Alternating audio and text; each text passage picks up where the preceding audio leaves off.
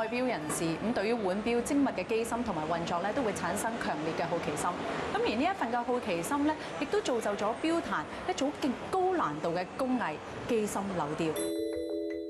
擁有158年製錶技術嘅瑞士天梭錶，喺今年發表咗一款名為 Sculpture-Line Skeleton 經典手動上鏈鏤空腕錶。喺18K 金嘅材質底下，蘊藏住高貴嘅橋板同特大嘅擒縱擺輪等。而正面嘅鏤空設計可以令佩戴者更加清楚閱讀時間。今年天梭錶推出 Musical Season 4季概念音樂藝術懷錶。